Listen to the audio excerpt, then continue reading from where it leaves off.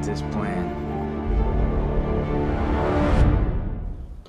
All right, how we doing today, gang? It's Tiger Mike here with Victor, Dominion Media Television. How we doing today, Victor?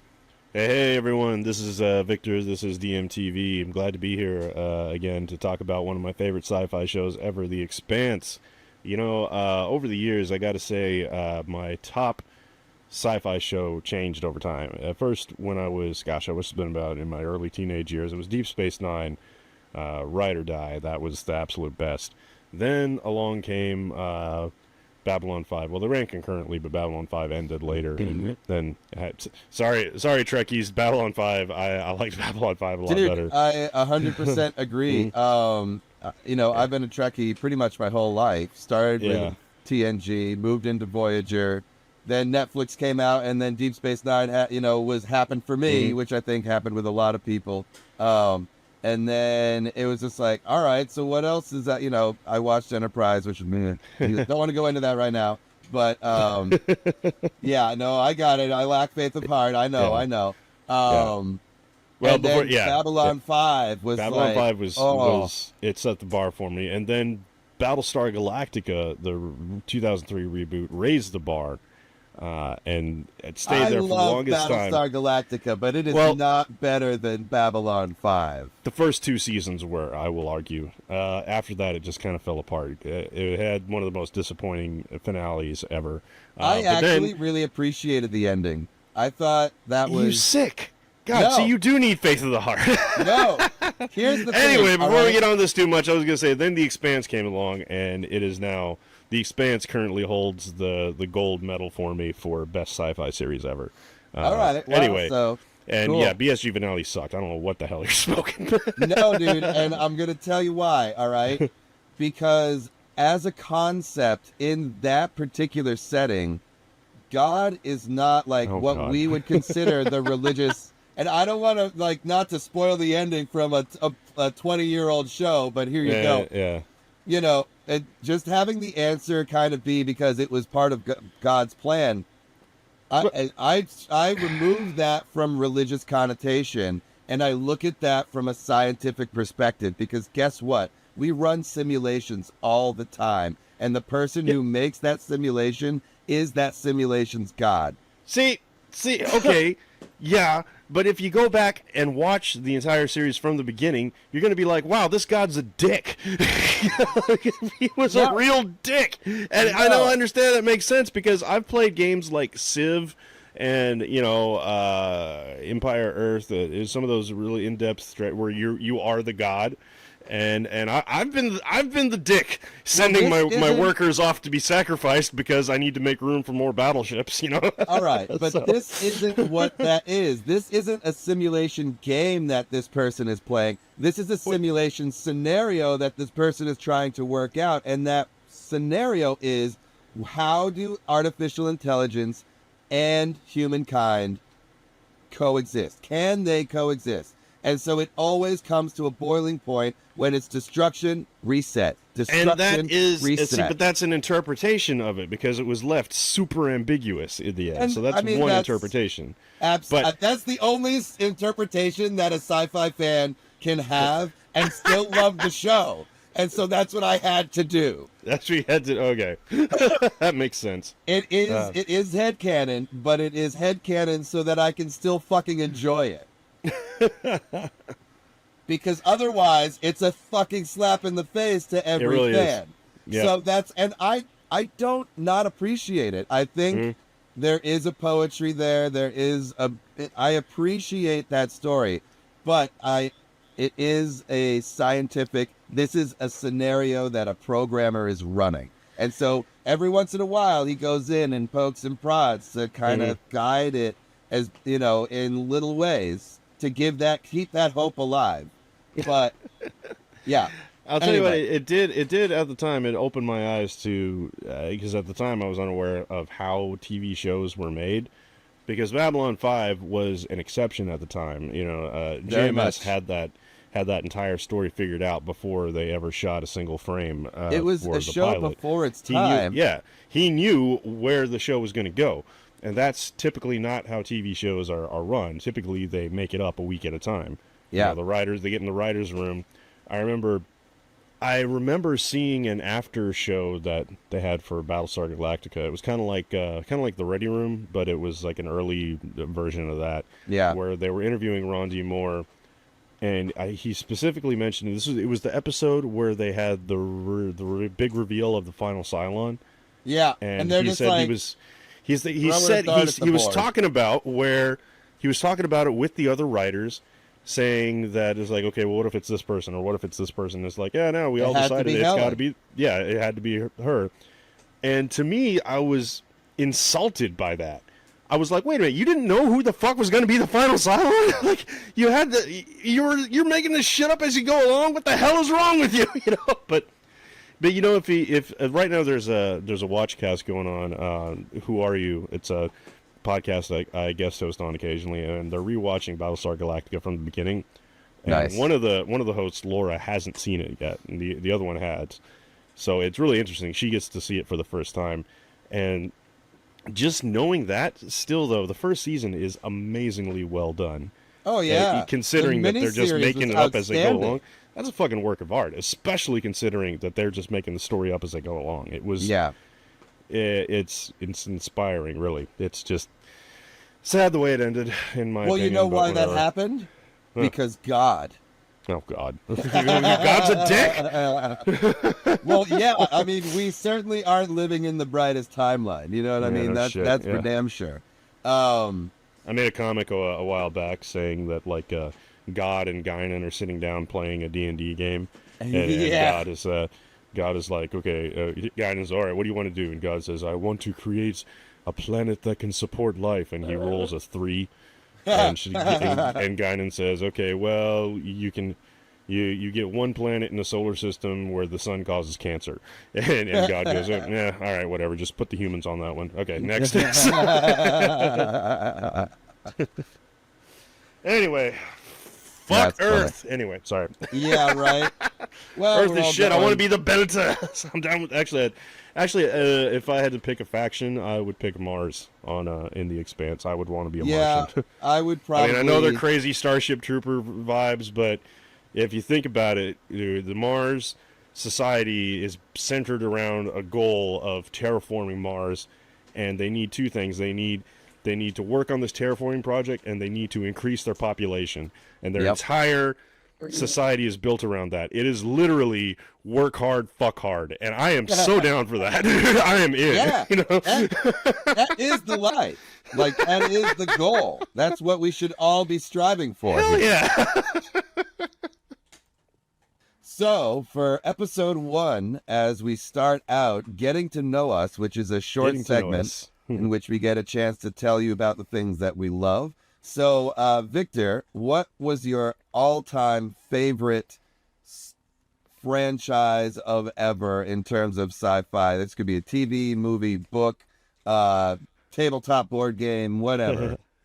Well, I am most well known for currently being a pseudo Z-list celebrity on social media for my Dominion Media comics, which are primarily Star Trek based. But at my heart, I gotta say, I am in my DNA a fan of BattleTech / MechWarrior, which was I was introduced to it when I was like 12, and there was this really cheesy cartoon show on in the 90s called BattleTech that was loosely based on the lore of the world. But BattleTech is actually just a tabletop board game. It's not quite as nerdy as Warhammer 40K, but it's in the same.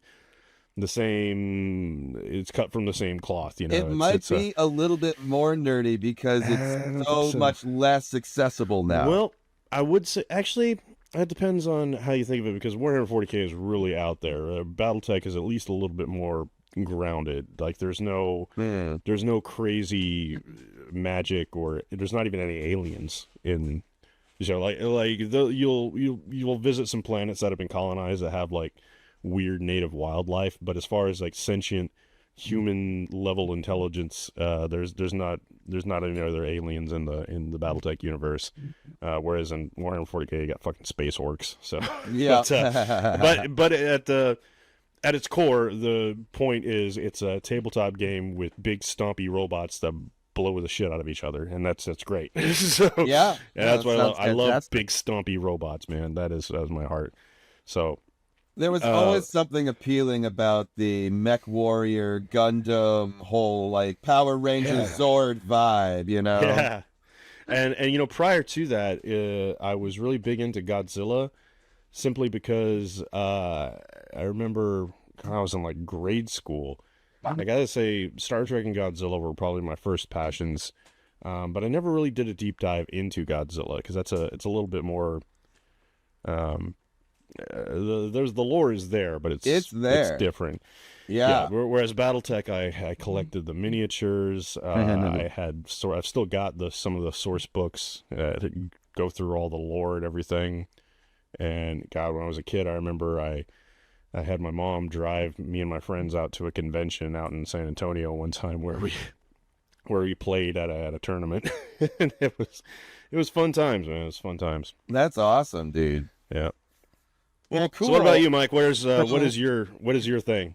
I mean, so we already did touch on it a bit, but Babylon 5 just kind Yeah. of with it's a very complete series. The story is very well rounded, and it has every element that you could want from a sci-fi series, in my opinion. You know, they have a lot of technology stuff going on, and with the Mm-hmm. whole physics of humans haven't even developed gravity plating or anything like that, or whatever the Yeah. Minbari use, you know, so they still need to have their ships that have rotational parts for the crew to be on. Mm-hmm.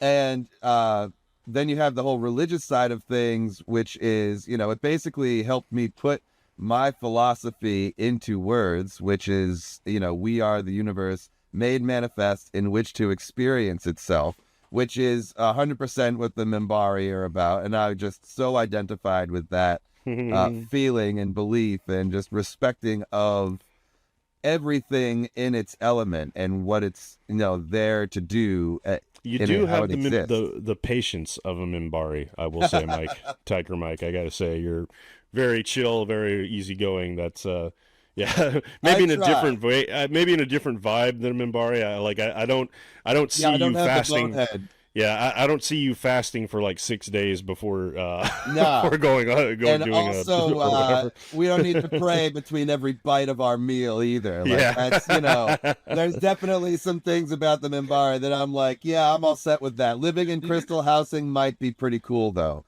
Uh, but just the entire, I loved, as you were saying, you know, that Babylon 5 was put together before the cameras Mhm. even started rolling. Yes. And Michael J had set up options for every character's actor to bounce Hmm. out and replace them with another character that had a full backstory and a reason to be there.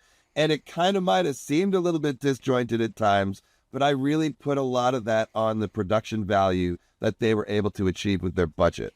Hmm. So I think, you know, they did a fantastic job, as good as they could have with the technology of the time. And it's a shame when a lot of the streaming services just blow up the aspect ratio to fit your screen, because they redid it for the DVD. Hmm.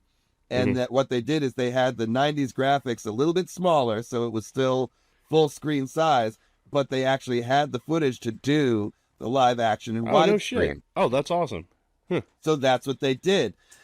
But then to make it easier, smaller formatted, and easier to stream, I'm sure, HBO and a couple of the others, HBO might have actually, I can't remember. I don't want to throw anybody under the bus here, but Yeah. most streaming services do not have the ups or that edition. They just basically blew that up so that it filled the screen for the 90s graphics, and it cut Hmm. off all the widescreen to just show what the original show would have shown anyway. I'm going to say show three more times. Show. So then it made the 90s graphics look all pixelated and crappy, and it's disappointing So sometimes. wait, is it like when they go out into space and they have the CGI that that was a smaller aspect ratio. No, what I'm saying is like, so when you're watching it, when it cuts to a scene where it's out in space with the CGI, that will just be in a box, and then you go back to the station, and then it's like widescreen. Is that what you're saying? Not quite widescreen, but it is a like wider... the black bar at the top of the bottom. Yeah, so when it's in the space, the actual screen gets a little bit smaller, and it does have black around it, but you don't really notice it. Yeah, well, which version is that? Is that what you're talking about on HBO or the DVD? I'm pretty sure that was the DVD. That's I really am not 100% sure. Kind of opened my mouth before I was 100% on this. But hey, I know the fan base out there is like super knowledgeable about this shit. So hey, fans, if you're listening, feel free to correct us. Do we have an email address where they? You can always leave a comment, and hopefully you're subscribing to wherever you're listening to. And you can also send an email to, let's just say, which one do I want to use? God, I don't know which email. I'll put one on the screen when I'm ready to all right, we'll do that. Just it's right here. It'll be right there. Right there. All right, or right there. Maybe over here. I don't know. So yeah. But I don't know. I don't think anyone even emails anymore. So follow us on. Put it on the YouTube comment. That'd be the YouTube, best part. Wherever this is going to be at. Yeah. So. All right. Well, anyway, so let's talk about The Expanse. Well, real quick, we got a couple other. We have our our games. Time for games. Yeah, we're still in the games. So anyway, Babylon 5 is my favorite, and that got us into a whole long conversation about everything in the world, which is why it's my favorite, because Babylon 5 includes everything. Yeah, the only problem is its creator is a real dick, but you know he I had a personal experience with it. Well, not really personal, but somewhat tangent. You know what? We'll save that for another episode. I'll tell you my experience with JMS and why I think every time someone mentions his name from now on from the rest of my life, I'm going to go, that guy's a dick. Fair anyway, enough. I can't we'll save that story for another time. Absolutely. So now we move on to our second. He's a brilliant creator, though. I respect his art, but the person is a dick. So anyway. I get that. I respect that. So now we're doing What If, and this is another short segment where we ponder the possibilities of the multiverse. Mm-hmm. So you have been placed in a torturous time loop until you name a regular human character from any sci-fi franchise to add to the Expanse universe. So who would that be? Because we'll be keeping track as we kind of go off. Have you ever seen Red Dwarf? I've seen it a bit. I wouldn't say I know all the characters' names, but I have watched it, and it is hilarious. I need to put it on my watch list, is what needs to happen. It's great. I mean, it might not hold up as well today, but I remember seeing it as a kid, and it's a British comedy, right? Yeah, it is, but it's like most British comedy is like deadpan and dry. And this Red Dwarf does have that at times, but it's also just fucking, it's its own unique flavor of hilarity, and it's a big part of what influenced my sense of humor. So yeah, I'm throwing Dave Lister in The Expanse because that'll just be funny as hell. And just which character was he? He's the main character. He's the space slob. He's he's just like the worst human ever. and he gets thrown in stasis and is accidentally 3 million years in the future the last human being alive, and nice. He's just the worst possible choice. Like what's his name again? Dave Lister. Dave Lister. There's one episode where he goes into hypersleep for like a few weeks, and he wakes up, and he got this robot Crichton, who's another character on the show. I know Crichton. Yeah, he wakes him up, and he doesn't have his memory, and he's telling him about who he is, and is like, "Oh, I've made your breakfast, sir," and he's like, "Oh, this orange juice is gross." He goes, "Oh, that's not orange juice. That's chilled curry sauce on ice." He goes, "This is disgusting. I drink this." You know? And he said, "Can you tell me any redeeming qualities about myself?" And he goes, you do occasionally turn your underpants inside out to extend the wear time, which really cuts down on my laundry duties." Yeah, he's such a fucking slob, and I find myself identifying with him a lot lately, just because I'm turned into a fucking slob. I need to get my shit together. But anyway, that's a story for another time. But yeah, that's who we're throwing in. How about you, Tiger Mike? Who are we putting in the Expanse? So I really think a great addition to the Expanse, from all of my, sci-fi love, would be Lando Calrissian. Ah, yes, Swindler himself. The smoothest talker in the galaxy. This is good. This is going to be good because he's like polar opposite of Dave Lister. This guy has got his shit together. Yeah, he's the smoothest motherfucker. He's got fine hair. He's gonna drink a Colt 45 while he kicks your ass. Hell yeah. So I think Lando on Sirius Station would just be an outstanding combination. He would get away with every goddamn thing under the sun. He would be do you remember the scene where they go to talk to the governor?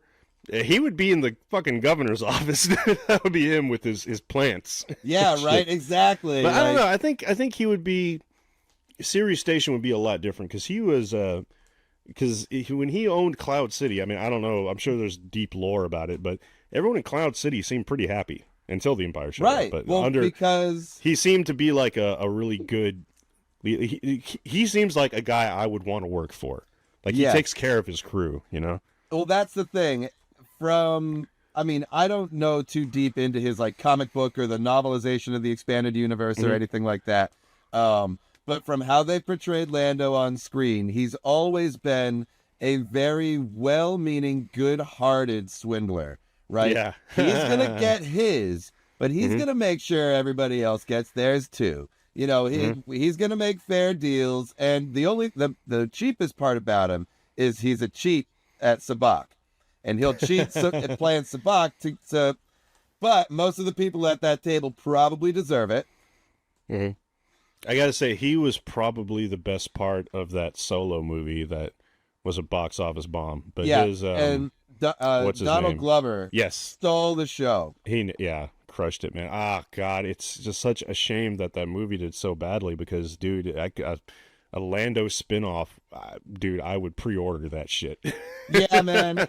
It's funny. I'm the kind of guy who says, just because they didn't go in a direction that I would have gone in doesn't mean you shouldn't enjoy it. A lot of this stuff is just people are throwing spaghetti at the wall and seeing what sticks. And it might not be what we wanted in our headcanon. And I had some really fucking good ideas for a sequel trilogy, and Disney never called me. I'm still waiting. I'll still run Lucasfilm. I will do it. All right, so we got Dave Lister and Lando that we're going to be throwing in to the Expanse universe. So now the final, it's a trivia question, is part 3. Which two characters were in the first and second season of the show, but were not in the first book? So a lot of people don't realize that the first book is basically the first season and a half. And then the second book, Caliban's War, starts around the second, halfway through the second season. So we have two characters who were not in the first book who are in the first season, they're in. Basically, these two characters are introduced earlier than they should be. Yeah, I think I know this. And I might have answered you already. I have a multiple choice. Because I just finished I'm on the second book right now. I just finished my read through. Well, God, it's been a couple months, but last year I finished my read through of the first book, and I got about halfway through the second one. I'm probably gonna have to start over because I've forgotten so much of it. But okay, give me the multiple choices. All right, so out of these characters, two characters that arrived early in the show. So we got Joe Miller, Julie Mao, Christian Avasarala, Dimitri Havelock, Fred Johnson, Bobby Draper, or Sadavir Ehrenreich. That's a lot of choices. I want to say that Avasarala, I don't think she showed up until the second book. And I think the other one, I'm not 100% sure. I think Bobby Draper was in the first book. I don't remember. I was going to go with Avasarala and Bobby. There you go. Right? Those are the correct answers. Yep. So Bobby doesn't appear until the second book, and neither does Christian. Christian appears in the first episode of season 1, and Bobby doesn't appear until the first episode of season 2. So she's a little bit closer in line, but they wanted to get some of that narrative backstory in there earlier, I guess, was the reasoning behind it. So those are our 3 questions for this episode 1. Now we're going to start diving into the recap. So, firstly, we begin with the title sequence, which I think is one of the best sci-fi title sequences that has ever come out. What do you think? I feel like, I feel like at this point, this was mid 2010s. It was like 2015 when this show came out. Something like that. This was the Game of Thrones effect. Like after Game of Thrones, every TV show wanted to have this awesome badass intro, and some of them did better than others. The Expanse, I feel like, it did a really good job. Like it feels like every fucking, especially every sci-fi show that comes out wants to do a big intro. Like Halo tried it, and I think they failed. The Last of Us, Halo fucking failed, dude. Oh my god, that was dead upon arrival. Let's not linger on that too much, but I think The Last of Us, which was a good show, I didn't like their intro. It's like, okay, here we go, do your thing. Dune Prophecy is really guilty of this. It's like, I can tell they put a lot of effort into it, so I want to watch it, but it's just not as good. You know, I'm like, okay, fine, we watch your intro. I don't know. I'm sure some people disagree, but I have a hard time with that kind of stuff. Yeah, I think the third season of Star Trek Picard nailed it, because at first 2 seasons they tried to do the Game of Thrones intro, and it just wasn't as interesting. Yeah, no. It had some weird effects for some fucking reason. It had glass shattering. It's like, what is this? So but in the third season, they saved it for the ending. You know, they dive right into the story. Like, they had the recap, and then they dive right into the story. And then they had a title card on each one, and then the end credits had and then the end credits was this epic visual montage that was really good and worth watching. Yeah. Like, I watched every end credit sequence when Star Trek Picard came out, of season 3 anyway. For the ups and downs that Picard had as a series, and I very much appreciated what Patrick Stewart wanted to do and all that, but it wasn't hitting right. It wasn't hitting the right notes. It was a little off key. And so season 3 just coming in and being like, all right, we're just going to give it a big fan service with a kablammy ending and then go out swinging. Moving on. So, I mean, that intro, it just took a really long time to describe, but it really is just, it was really well done. It was short and succinct. The only complaint I have about, and it's more of a complaint of this first season in general, is that, a lot of the interiors weren't, like, spoiler alert for the show, but I mean, honestly, if you're listening to us before you watch the show, what the hell are you doing? But anyway, we later learn that the ship that she's on right now is the stealth ship, the Anubis, right. But she was on the Scopuli. But when I watched this with my friends on the other podcast last time on, they thought she was on the Scopuli, even when they boarded it, because the interiors of the Scopuli and the Anubis are way too similar, you know. And I think that was just maybe a production thing at the time, like they had to reuse sets because it would be way too expensive to build a new set for every ship that they're on. I mean, what was the difference in class of these ships? Were they manufactured? No, it's a huge difference. The Scopuli was just a belter freighter, and the Anubis was a fucking stealth fighter with cutting edge technology. You know, they should have been. Right. Yeah, that's fair. I don't know. I just wish they could have done something different to make them more unique. They do a really good job in later seasons, though. Like, when the scene changes, you can tell when you're on a UN ship or a Martian ship or a belter ship. They get really good at it, but I think they're just still figuring things out here in the first season. Well, and it was it was a sci-fi show, and being a sci-fi show, or like, no, Yeah. what I mean is a show Sci-fi's Siffy. on sci-fi. S-Y-F-I. Yeah, exactly. So its budget was very minimal to start out with, I'm Yeah. sure. Yeah, when they get the Bezos money in later seasons, they, Right, that's when it they get a picks lot up. better. All right, Yeah. so Miller gets a new assignment because, yeah, basically, for me, that intro scene is just like, all right, that's the classic horror intro, but what the fuck is going on? And then it was really good. And then we cut to something completely different. Yeah, we get over to series, and this opening shot on series, I feel like, is just a masterclass in world building. Yeah. Like the CGI done of the drone going into the station, and we get what feels like a lot of exposition, but then we see it's it's what my friend Ben calls he calls this guy Radio Free Belter, who is there in the middle of the the gathering, inciting a riot, or trying to incite a riot.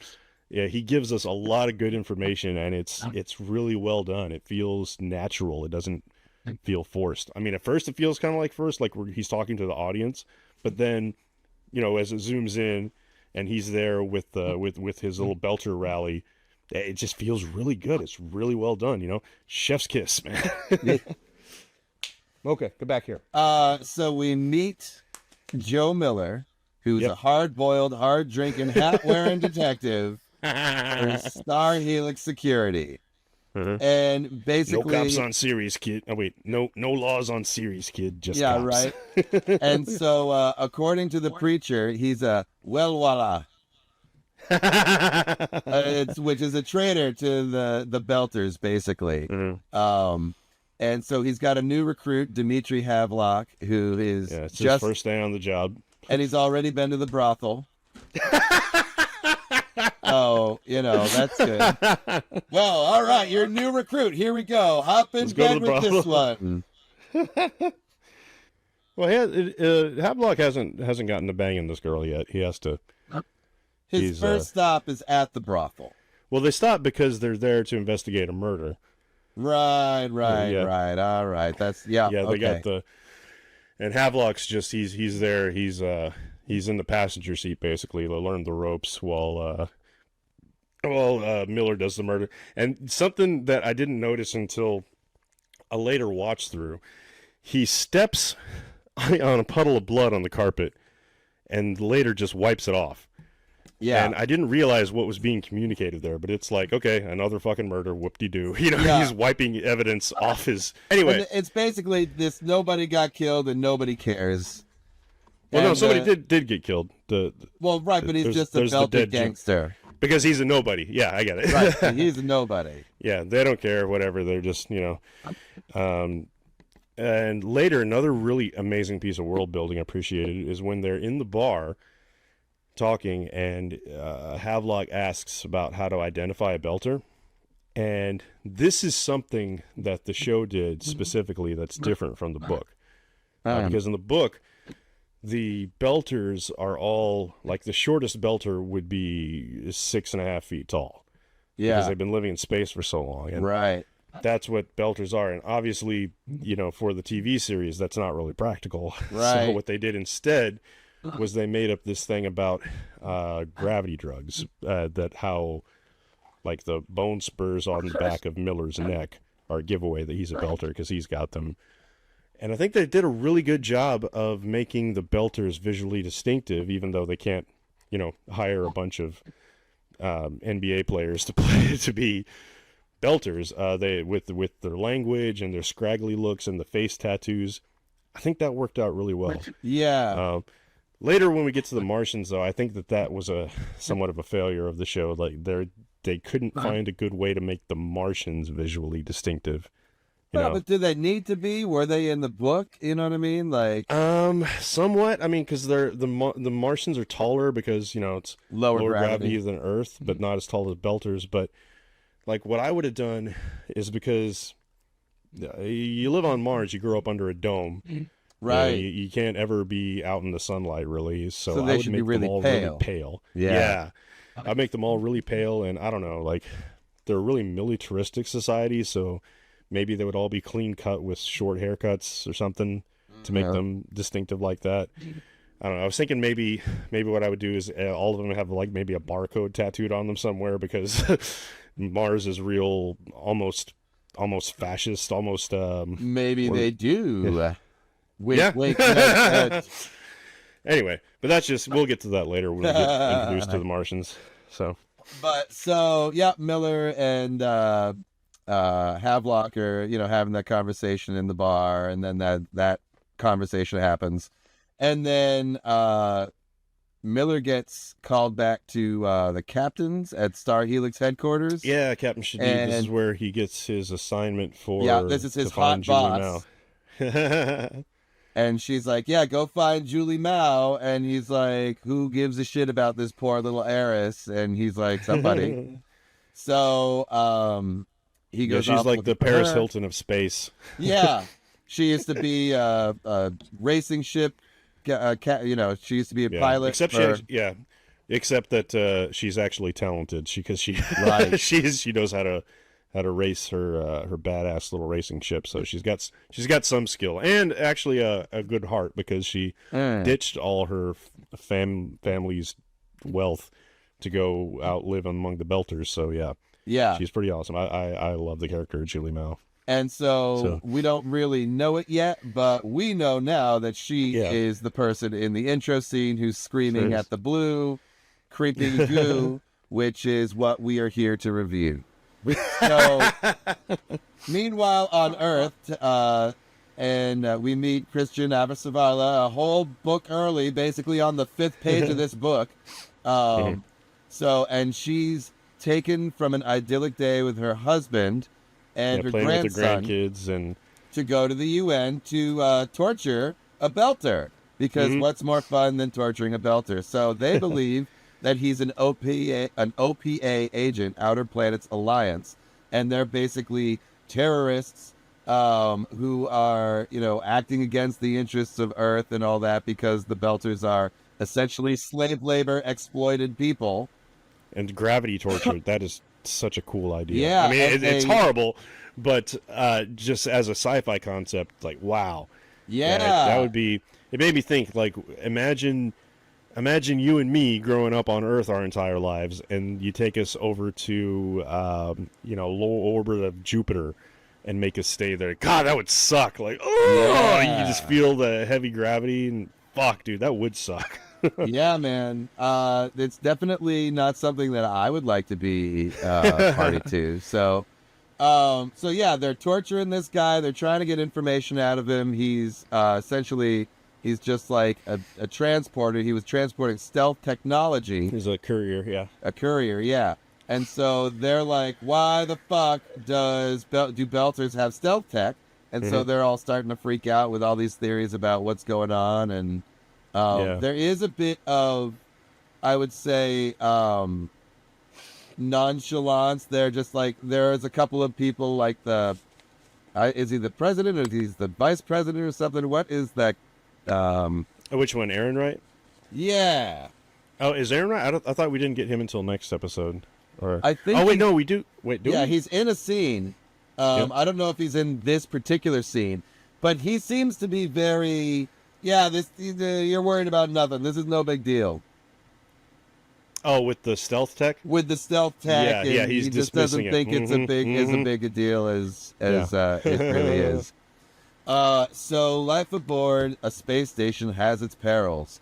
So now we're in the outer space near the rings of Saturn. The ice trawler Canterbury is loading an enormous piece of ice into the bay. And doesn't somebody lose their arm in this scene? Yeah, and this is where in the background, what is the name of that? It's by the Black Keys. Damn it! The song that's playing in the background. It's I forgot the name. They're using modern music in their sci-fi tale. But they got. Damn it! I knew all this. I should have looked it up before the show. But yeah, they hired a Hawaiian musician to do a cover of this in the Belter language. Yeah, and play it. I bet you if I just if you just Tighten Up, that's the name of the song. Tighten Up. There you go. Okay, yeah. Anyway, the producers hired. You can find this out on like iTunes and shit, but I highly recommend. I highly recommend it. It's a good song. They did an actual entire song, and they did this again later in the series with a cover of Deep Purple. I think it's Deep Purple's Highway Star. Nice. They did the same thing, and it's so good.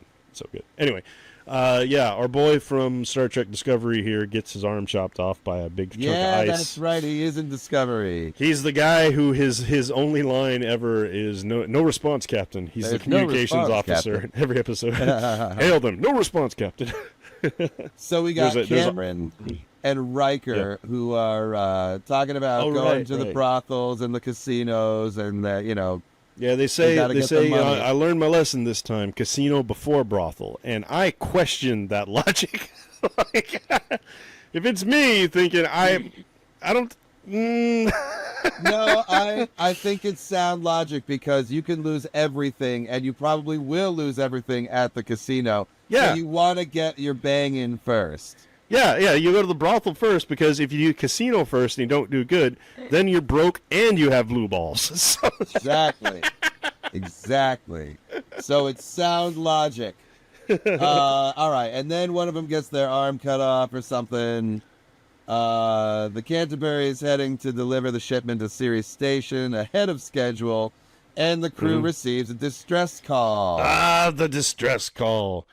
Now this is great because I don't know if I think I mentioned this last time, but the whole story of The Expanse was inspired by a role-playing game, a D&D style tabletop game that the creators did back in, I want to say it was the late 90s. They did it online. Well, there you go, ruining the episode 2 trivia question. Oh, fuck. No, it's great. Keep going. Keep going. Yeah. That's how this story first started. I forget if it was Ty Frank or Daniel Abraham. One of those two was basically the DM of a sci-fi role-playing game, and this is how it played out. And they just turned it into a book, which turned into a TV show, which is I think is so fucking cool. So that is such a thing I could see happening in a game session. It's like suddenly you hear a distress call, and what do you do? So Ty Frank was used this kind of whole setting for an MMORPG project that got canceled early on. Oh, okay. And then part of that plot got repurposed into a homebrewed tabletop RPG for a gaming group. And that resulted in Daniel Abraham telling Frank that they really should write this down, and the two of them wrote the first book. That is just, I love that so much. I wish more of this was out there, because it's just, it reminds me, I really need to watch Critical Role. I mean to do that. Anyway. No, it's me too. It's one of those things that I'm like, where do I just jump in, or exactly. do I go all the way to the beginning? Yeah. There's years of this. But at the same time, I want to do that myself. So watching it feels like a waste of time because I should just be finding people to do it with, Anyway, not that watching it would be a waste of time. I don't want to imply that. No, I know what you're saying. It's like, if I'm watching it, I'm going to want to go play D&D instead. Yeah, absolutely. And then getting sucked into Baldur's Gate 3 was bad enough. I mean, oh fuck, yeah. So all right, the captain's like, no, fuck that. We're going to purge this message. But then the second officer, James Holden, who turns out to basically be our main character. Jon Snow in space. Jon Snow in space, absolutely. Takes it upon himself to file the call, basically making it so they had to respond to it. They have no choice. Because the captain wanted to just pass on by because it could be pirates, could be danger. The captain was right. And the captain was absolutely fucking right. It turns out that our creepy cat guy captain, everything he said was right. Maybe not in the way he had hoped, but it turns out all the advice he gave Holden, about Earth and Mars burying the hatchet, finally, that does happen eventually, and tells him, nope, don't, this is pirate bait. Holden's like, no, we need to go help. It was fucking pirate bait. Yeah. Anyway. Well, it wasn't pirate bait. It was Martian military bait. Yeah, it's even worse. I don't disagree. But it wasn't even Martian military bait. It was Martian rogues, right? Rogue. It was Earth. It was an Earth core using stolen Martian tech with. Well, okay, we'll get to it. Right? Yeah, we will indeed. So what happens next? We Holden's log the usually distress call. Oh, and by the way, Holden is clearly having a romance with the ship's navigator. Oh yeah. We skipped right over the zero-G boning scene. Nygaard in zero-G, and this is the next scene. Yeah. Which, by the way, during that zero-G bone zones scene, dude, did they blur out Ade's nipples? I think so. Yeah. Yeah. When I was no problem. Right. Like I paused it and zoomed in because I'm a man of culture, Yeah. And I was just like, what the hell? Because one of my started when we were about 11 years old, and the movie Titanic came out in 2 VHS tapes, people. So you had to figure out which one it was that had the boobies, and then you had to fast forward to that part before your parents got home. Well, anyway, when we did this first watch through on Last Time On, one of my co-hosts thought that he thought that at first she was a hologram or something because she didn't have nipples. Yeah. And I was like, wait, she didn't have nipples? And I went back and like, oh, they must have just done this because it was on Sci-Fi at prime time. No, you know what it was? This was the thing. So at the end of the show, she famously says, I have to tell you something, and then screen blank out because ship blow up. But what that was going to be was she was going to say, I'm an android, and that's why she didn't have nipples. It made her look like a fucking Barbie doll. Yeah, dude, I mean, yeah, exactly. Like, it just, it made her look like a sex doll. Yeah. Yep. Weird. Man, I'm sure there's some fanfic about that. So anyway, so then we get to, where do we go? We got the flip and burn, right? We do the flip and burn. Or we skipped over where we meet Ermintrout, who's gone space crazy. Yeah, the old Exo. Former Exo. Yeah, they go and find him. He's got a room full of guns and plants, and he's gone space crazy. Yeah, that fun guy. Man, I love this guy in Breaking Bad. It's unfortunate that we only got him for this one scene in the entire series. That's right. And then because that I can't remember the actor's name. But he was not only in the, I believe it was Battlegrounds episode of Deep Space Nine. Yes, that's right. He basically, Kaiopaka stays behind on this planet and to heal them because he's the leader of one group and they're always fighting the other group. And they can't die. And they respawn. Yeah, they got the unlimited respawn. So, I mean, you would think that you could, like, die if you ripped each other's heads off, but they don't bother trying that experiment. We'll get there on my other podcast. But he was also in season 5 of Community. He played Bill that's Hickey. right. I remember seeing that episode. Yeah. Yeah. Well, he was in the whole season 5. Yeah. But he was a great actor, and it was a shame that he was only in that one scene because he was a crazy old coot. So now we got the the Canterbury's chief engineer, Naomi Nagata, and she knows that Holden logged the message with HQ. So this is why they confesses it to her. This is why they end up doing the painful high G flip and burn. And the Canterbury approaches the wounded ship in the dead of space, which is the Scopuli. Right. So now we're connected back to Julie's character and why she was wearing that. Well, we don't know why she was wearing the jumpsuit, but clearly she was a member of that crew at some point. Right. Yeah, so they load up the shuttlecraft and they go on a little rescue mission. They have a great line that is straight copied and pasted from the books. It's where they approach, and Holden says, they're doing a scan of the ship, and he goes, what's that? Looks like a big hole in the side of the ship. And Naomi says, well, according to the scanner, it's a big hole in the side of the ship. Yeah. So that's directly copied from the book. That's Chef's Holden, kiss. Naomi, the med tech officer Shed, and the pilot Alex, along with mechanic Amos. And we don't really get to know anybody particularly well this episode. We just get a little, bits and pieces, basically. So then they go on and they board the ship. Yeah, they board the Scopuli. And something that I did make a note of here, that when they board the ship, in the books, they made it a point to say that while they... I'm going to be totally a fucking hipster and be this entire podcast and be like, well, the books did this because, look at me, I read. But it's rare that I actually read, so I want to show off my knowledge. Absolutely. Well, that's one of the things that I really want to know the differences of. That's usually, I love knowing those differences between the book and the show and discussing how those choices were made. Yeah, I got to say, this is one of the best adaptations of a book I've ever seen, I want to say. But yeah, so in the book, they made it a point to mention that when Holden and the crew thought it was strange that, okay, if this ship was raided by pirates, why didn't they take anything? Like, all the computers are still attached, all the oxygen tanks are there. So I feel like they should have done that more in the show, because it was eerily uncomfortable, because, like, okay, all the bodies are gone, but all the loot is still here. Yeah. What kind of pirates are these, Yeah. And on top of that, they just did a big flip and burn, and they made a big point of saying they lost their bonus. Dude, if this was me, I'd be looting the ship. Right. Come on. Yeah.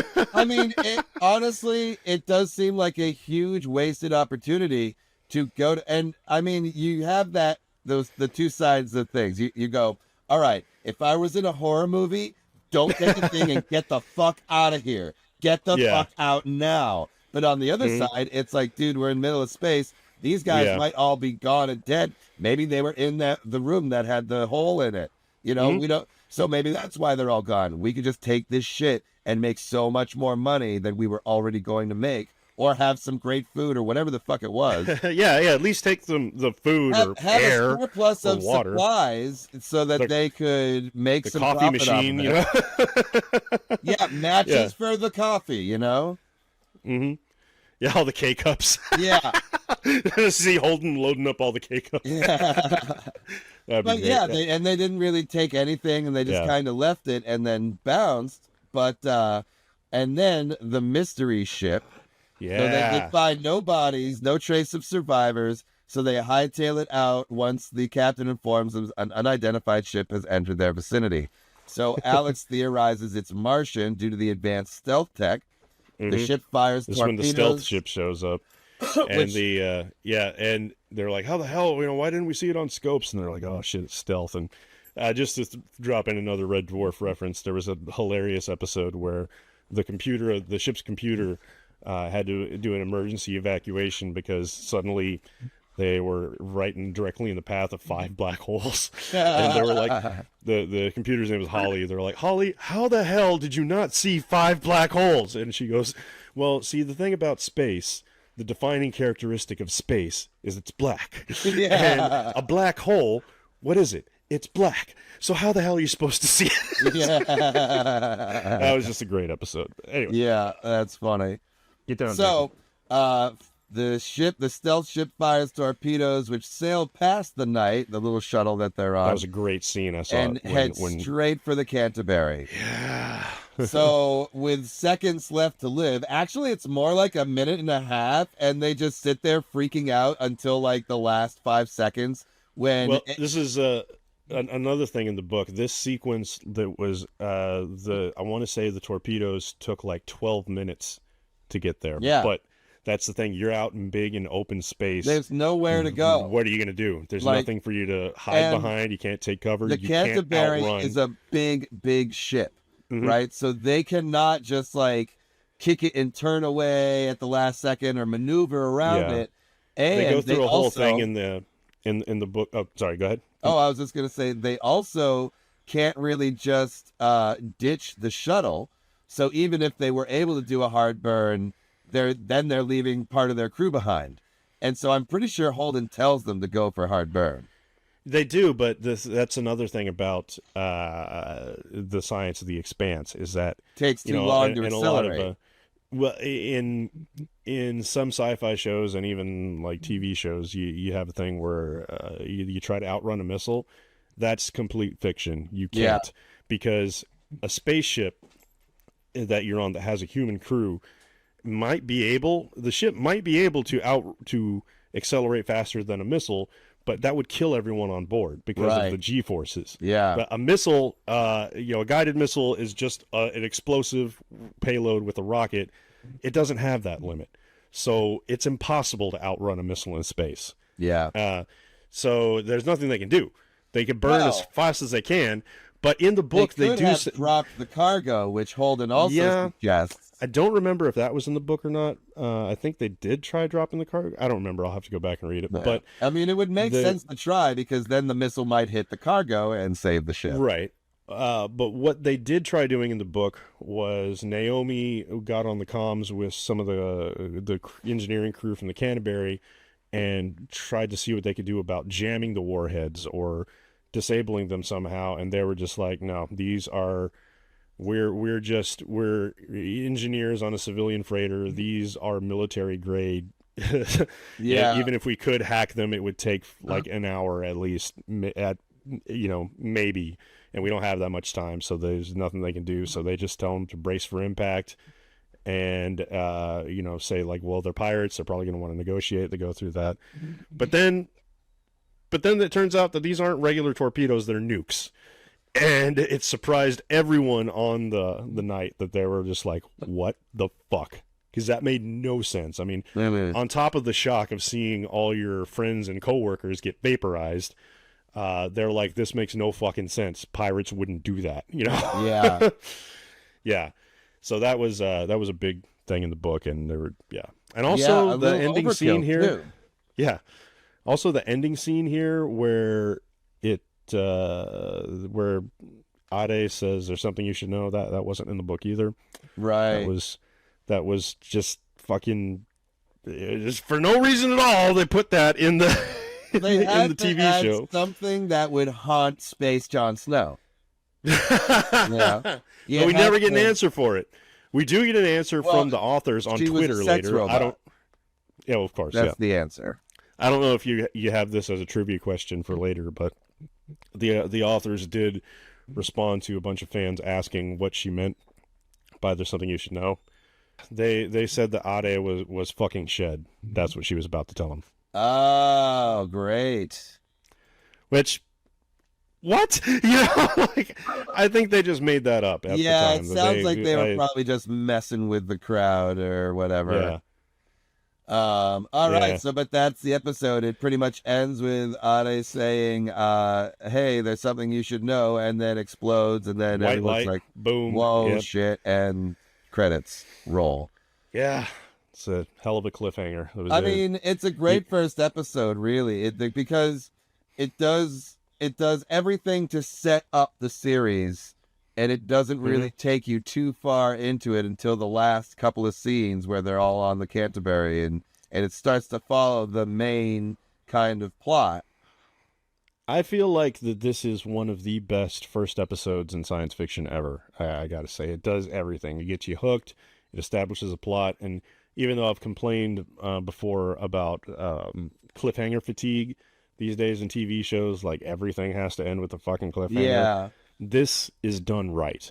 Yeah. It gets you hooked, and then it ends and it leaves you wanting more, in a good way. Yeah, absolutely.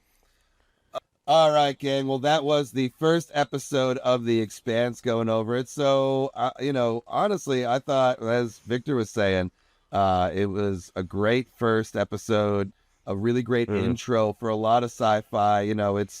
I would say that Battlestar Galactica's miniseries is a bit of a cheat, because they had a huge budget and they just did this 2 hour, or was it 2 or 3 hours? Anyway, and that was, so it's hard to compare it against something like that.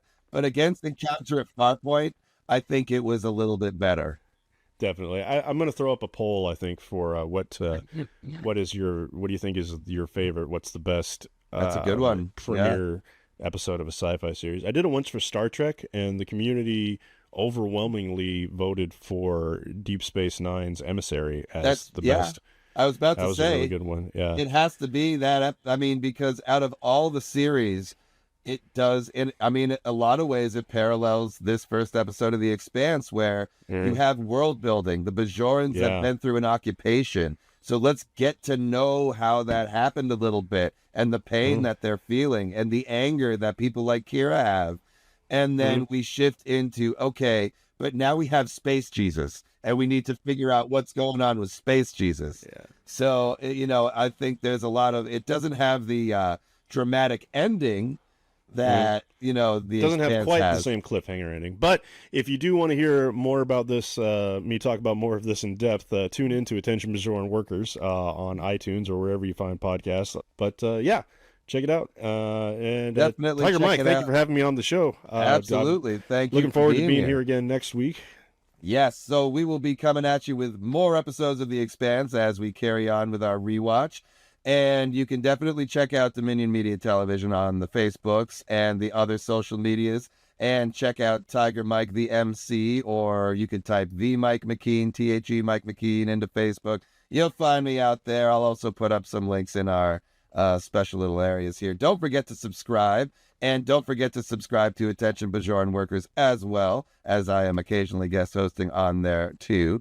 So thank you guys for listening. Thank you for watching, and we will see you next time. We'll see you next time on the Blue Goo Review. The Blue Goo Review. I like this plan.